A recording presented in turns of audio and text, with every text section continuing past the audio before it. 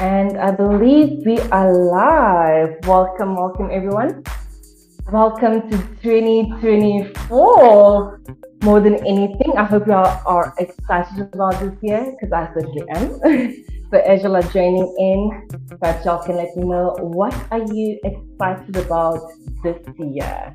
For me, I've got a little couple of things planned for Understanding Creative. Got a couple of things planned for my other business, for Just Is Good. So I am so excited that I'm sure, almost sure that things should be working out in my favor this year. Not that it didn't work in my favor previously, but I'm extra excited about this year. So as you are joining in, let me know what are y'all excited about. Or if you are watching the replay, you can leave me a comment. I will check it out later on. So I hope y'all can see my screen. I hope y'all can hear me clearly.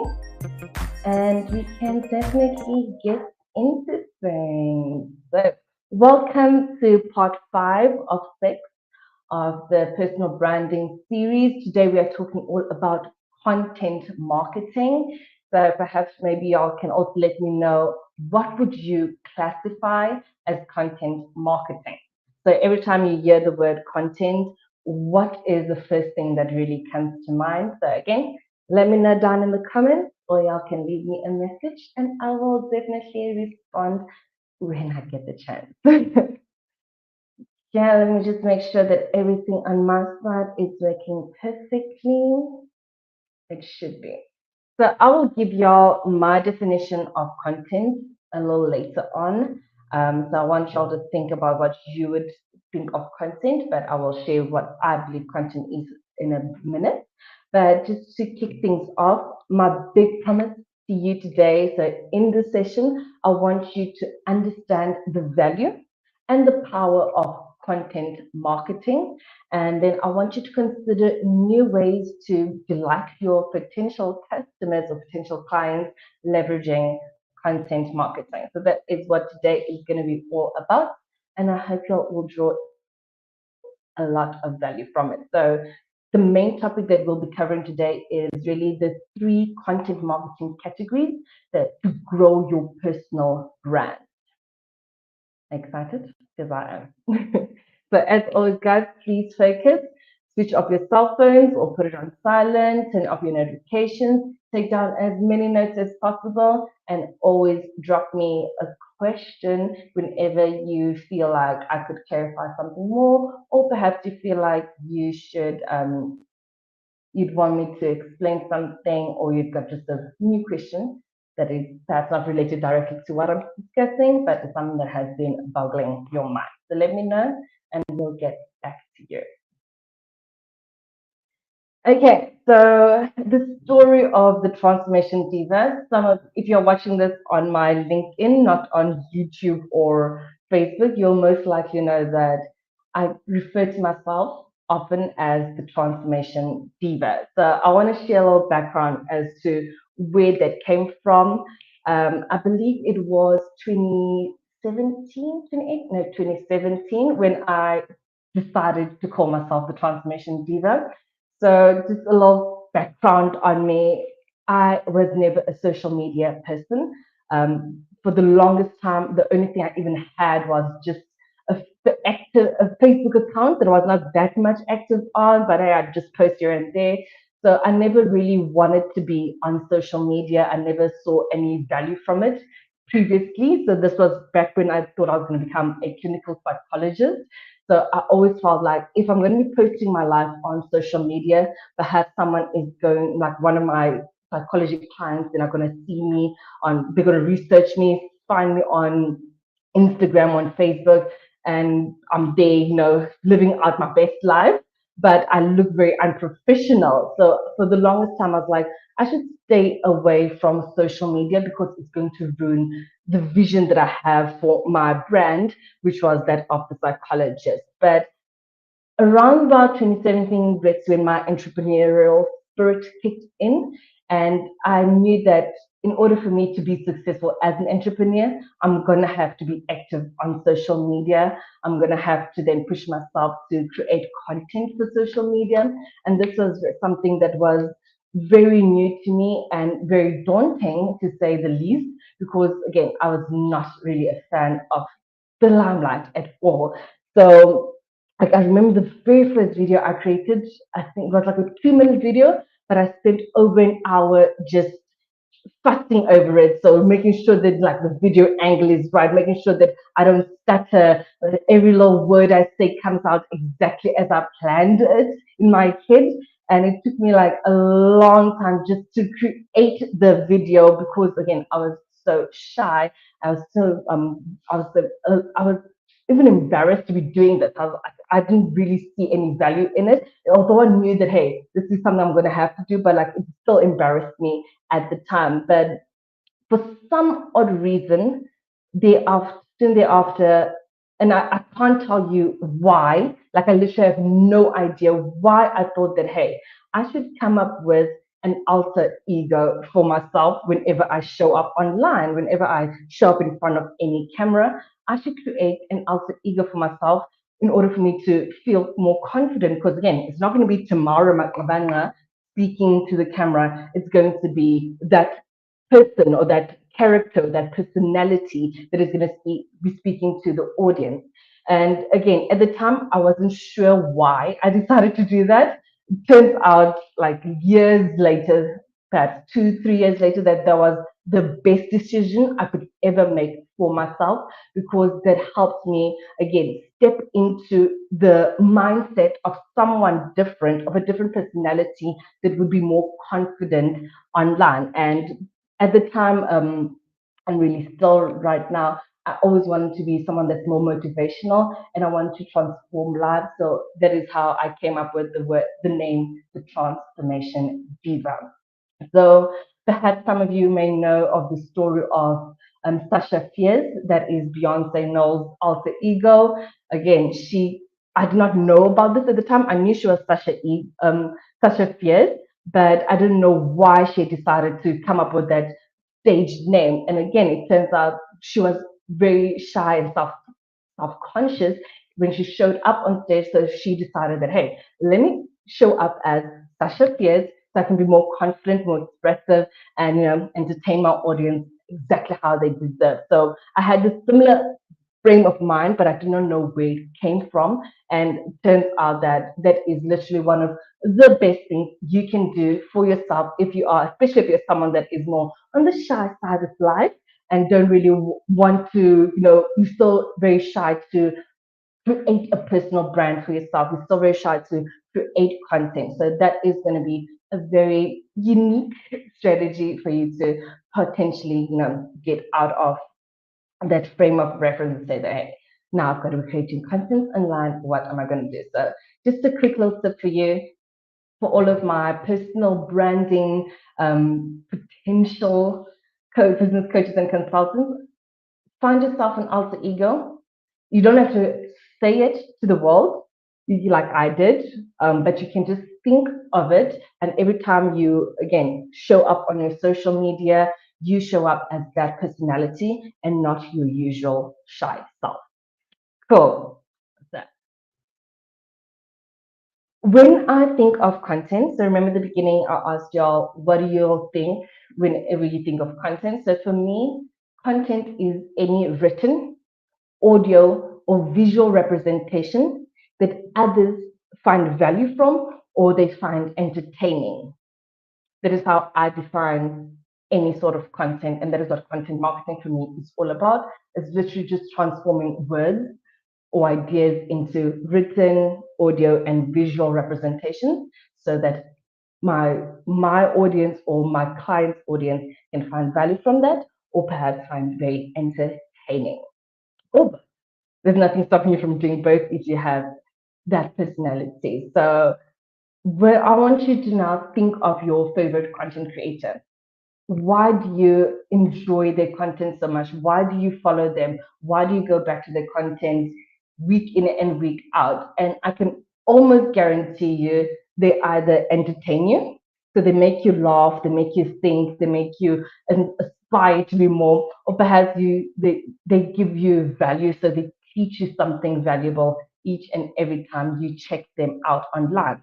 And that is pretty much what being a content creator is all about. And I'm almost sure you can attest to that yourself whenever you think of your favorite content creator. Now, the key challenges that I find when it comes to creating content is actually many more than what I've written down here today. But I was like, no, don't get so excited. See, just focus on three for now. So one of the main challenges I find personal coaches, or rather business coaches and consultants have when it comes to creating content is they don't know where to start. So they'll find themselves like they've got so many content ideas. There's so many potential ideas out there as well on what sort of content they can create. And there's just a whole lot of different people shouting different things to them, like, hey, do this, do that. So there's a lot of ideas coming their way. And there's also so many different platforms that they could potentially create content on that all of that becomes so overwhelming and they literally have no idea where to start. And so again, they'd rather not do anything instead of trying something and hoping it works. So that's one of the challenges. I also find that people fear the opinions of others from creating any sort of content once again because they're worried, hey, what is my friends from high school or varsity or my colleagues going to think? What are my family going to think? Hey, I'm out here creating content like on my YouTube, potentially acting a little weird. So that just that overthinking again stops them from creating content online. And another reason I find people struggle to create content is the fact that they have this need to go viral. So a lot of people get stuck at in perfectionism, so they find themselves create taking weeks to create one video, or they find themselves so it they take weeks to create one video, and that means that again they don't create enough content. And whenever they do create content, they're always so worried about what the end result is going to be. They're worried about what people are going to think of this content. And they're always hoping that, hey, wish I get 1 million likes from this one piece of content. And if they don't, they dive into self-loathing and they like criticize themselves harsh, like, oh my word, why did I even post that stupid video? Why did I even think that that image would get me any sort of attention? So I find like these are sort of some of the main things that challenge people or restrict people from creating content. And for me, one of the things that I decided a very long time ago, like, is not to focus on the likes and the comments. And trust me, I love likes, I love comments, I love engagement. I love any sort of engagement with my content, but that is not the reason why I show up every week. That is not the reason why I've created this live series. Um, if nobody watches this, it is going to affect me, but it's not going to stop me from showing up the next week again to share what I have to share. Because I've decided that instead of trying to create content for everyone out there, I will create content for that one person that needs to hear my message. They don't have to engage with me. They don't have to like and comment or repost. But as long as they get this message, that is what drives me to create content. And I think that is going to be a very good trick for you as well. If you are someone that overthinks about what other people are going to say, that overthinks about getting content that drives attention. So always think about just one person that you believe needs to hear your message and share that content piece with that person. And again, you've got to show up every single day for them to hear that message from you. Okay, so we are pretty much halfway through today's session already, but I want to know if anyone has any questions. Again, if you've got questions right now, leave me a comment. I'll get to it hopefully by the end of the session. If not, and you share a comment offline while the live is ended, then I'll check it out at a later stage. So next week is our Q&A session. We will definitely answer it there. Okay. So, what are the three content marketing categories that is going to grow your personal brand? So, I've shared them on each slide, but just to give you a very brief overview, it is brand awareness content, thought leadership content, and finally, advertising and sales content. So those are the three types of content that every business coach and consultant have to create in order to grow their personal brand, not just one or two, all three of them. Okay, so starting with the first one, which is brand awareness content. So the intention of brand awareness content is to let as many people as possible know about what it is you have to offer. So again, here you literally just trying to get people to be aware of who you are and what it is that you do. You're not trying to sell them on anything. You just want them to know your name and know that, hey, this person exists, this is their business potentially. You don't even have to know your business at a great extent. So yeah, I really want you to be likable and relatable. So you have to show your personality. If you want to, if you're a funny person, show you're funny. If you're a morbid person, hey, show up as that because you'll never know. Maybe there's a client out there that likes morbid people, so they might just be enticed by your little personality. So show up as authentically as possible and create content for a broad audience than just your potential client. And with this, you'll have to discuss broad topics that people, even outside of your profession, would be interested in. So for me, I chose motivation and having drive and ambition. I chose that sort of content in order for me to build my brand on top of that. But it could be anything. Initially, I was even thinking of sharing health and well-being sort of content because that was something that I was passionate about. But I just felt that for LinkedIn, it might not be appropriate. But I see other people do it and they do it absolutely splendidly. So, whatever your personality is, whatever your interests are, it would be very, very good for your personal brand to share those with your audience because that is what's going to drive relatability and likability. And I believe it was 2 weeks ago where I mentioned likability as one of the 7 factors of marketing psychology. So your brand awareness content relates to that as well. So brand awareness content can be anything from social media posts, um, wherever you show up. So for business coaches and consultants, I would suggest that you show up on LinkedIn first and foremost. But if you're not a really big fan of LinkedIn, then YouTube would be also a great idea as well as Facebook. I show up on my LinkedIn pretty much daily, even if I'm not active. I will show up. I will be checking out my comments. I will be checking out other people's posts. So I'm very active on my LinkedIn, whereas on my YouTube and my Facebook, not so much. But those are also two other platforms that you could potentially grow your personal brand on as a coach or consultant. You can also do vlogs. Again, with YouTube, that would be very, very awesome. And again, within your vlogs, you want to share broader topics, not just what you do on a day-to-day basis, if that makes sense. And you may also potentially share monthly newsletters. So if you have got an email list that you can contact monthly, you can talk to them about, just update them on what's happening in your life. And that's also another great way to build likability and relatability with your audience and help build your brand awareness. Okay. The second type of content is thought leadership content. And the aim here is to allow your intended clients to see you as a voice of authority. And again, relating back to those 7 marketing psychology tactics, authority is one of the key things that drive your audience to purchase your products and services.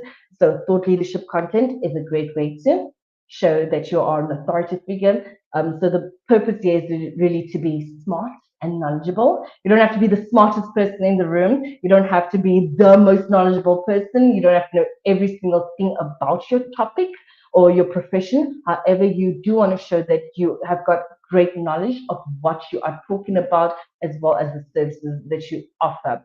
Another great tip that I recently heard, and this was like perhaps 2 or 3 weeks ago, and I really liked it because I have always also implemented it in my business. If whenever you create thought leadership content, you should try to be controversial but right.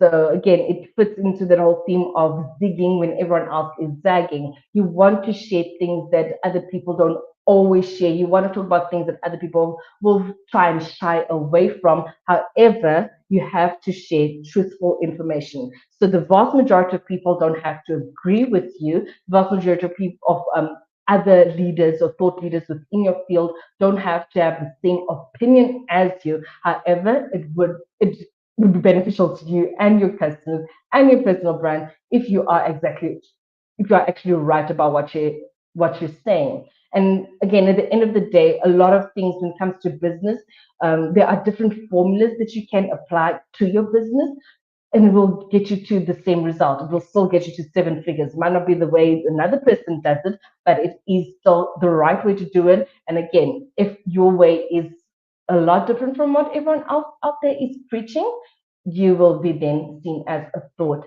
leader within your industry, and that will be a great way for you to differentiate yourself from your competitors. So, leadership content, it's podcasting, and podcasting in the sense could be just you speaking to a mic. It can be you interviewing other thought leaders. It could also be you getting interviewed by other individuals with podcasts. So, when I say podcast, I'm talking about the industry as a whole and not just clustering into you creating a podcast, if that makes sense. Another thought leadership content type could be educational videos and webinars, like the ones that I've created right here with this 6-part video series. You could also do website blogs. So if you've got a website, you can have share blogs that talk to what it is that you have to offer your clients. So those all count as thought leadership.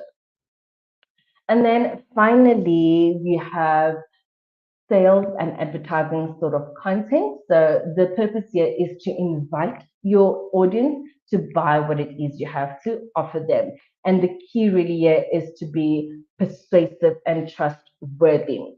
Just before I touch on that, I want to go back to the it's so important that you invite your audience to buy your offers. This is something that a lot of professionals, myself included, I do not do this often enough. I don't create content that explicitly tell people, hey, this is what I have to offer.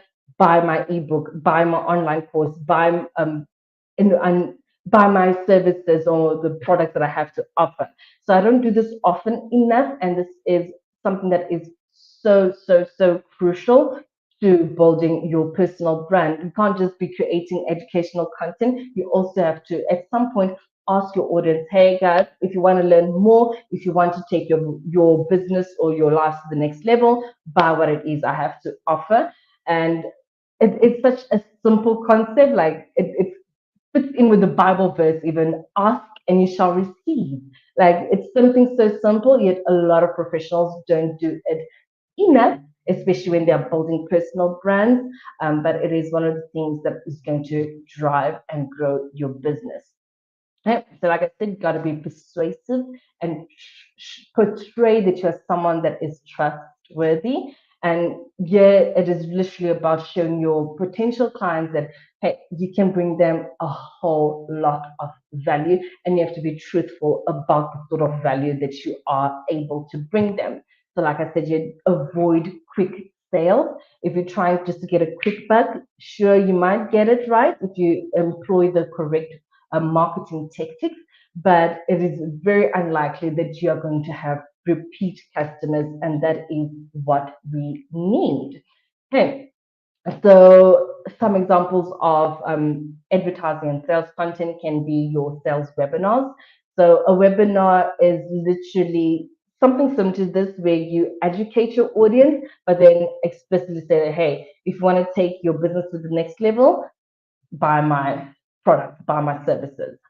So those are what webinars or sales webinars are all about. And they can either be live like this. You can either do them live on like a platform like StreamYard, perhaps on Zoom. There are plenty of different platforms that you can use to create sales webinars. So just check those out if you are keen. And in recent years, they have been exploding with potential because again, a lot of people are doing now online sort of conferences rather than in-person events. So sales webinars are a great way too. grow your personal brand and grow your business through sales and advertising content. You can also do social media and search engine ads. At this point, I doubt there's any big social media platform that does not allow you to do ads. So you can always just do social media ads, but you can also do search engine ads, which is like your Google and your YouTube. And then lastly, you can do website copywriting. So this is literally just having a page on your website, so like a landing page on your website. Use the right copywriting tactics, use the right marketing psychology principles, and then try and get your audience to buy whatever it is that you have to offer them. What I find a lot of consulting and business coaching sort of businesses do is if they don't focus on their personal brand, they will focus a lot more on advertising and sales sort of content, and they miss out on thought leadership as well as brand awareness type of content. And I think as a business coach and consultant, if you are doing this through your personal brand, it is so imperative that you follow all three and not just pick and choose which one of these you'd want to use in order to draw in your audience or potential clients. And yeah, that is pretty much it, guys. So just a very, very quick recap. Remember that whenever you're showing up online, try and show up for that one person that really, really, really needs to hear your message. And don't try and show up for a whole lot of people. Don't try and go viral. It's literally just going to mess with your head. If you can go viral, by all means, go for it. But don't let that be the whole reason why you show up. Show up because someone needs to hear what you have to say. Also mention the fact that, hey, if you're a shy person, create an alter ego for yourself so that you can show up as a different personality whenever you show up for your audience. And then make sure that you leverage different types of content or categories of content whenever you show up. So that would be brand awareness, thought leadership, as well as sales and advertisement for your brand. And that is it, everyone. Again, if you have any questions, let me know in the comments, or you can potentially leave me a message after. Oh, there's one thing that I forgot to mention over here, so I've just added that to the comment section. Hopefully, you'll be able to see that. I know some destinations might not be able to see it, but I think on Facebook and on YouTube, for sure, you'll be able to see the comment that I just pasted there. Let me put this as a banner as well. So a couple of months ago, I did a power room session. So there's literally like something like this, but with more people. So I did a power room session on a platform called Zena, where I spoke about different content marketing types and how to repurpose your content. So if anyone is curious about that, please go check that out. Um, that will be absolutely vital for you. But just a little thing, Zena is a platform for female entrepreneurs only. So if you're a male, perhaps you can get your girlfriend, your wife, your female colleague to sign up for Zena, and then they'll show you the video thereafter. But yeah, guys, that is it from me. So next week we are doing the Q&A session. I've been talking about. So you can literally ask me anything that's on your mind. I will take some of the comments that have been posted in the previous weeks to get to answer those questions. And then again, you can either leave a comment here or you can send me a direct message and I will add your question to that Q&A session. I also have a very special guest announcement, so I hope you'll be around to hear all about that. Should be exciting stuff for you. And that is it, guys. That is a wrap. Thank you so much for showing up these past couple of weeks. I've appreciated every minute of it. You have, for the most part, you have made this a great experience. And yeah, man, I hope that you've drawn a lot of value from this. And again, if you've got any questions, feel free to ask me at any time. I will be there to answer them. But that is it from me, guys. Let me love and leave you. Have a splendid 2024. I'll hope to see you in the next couple of weeks.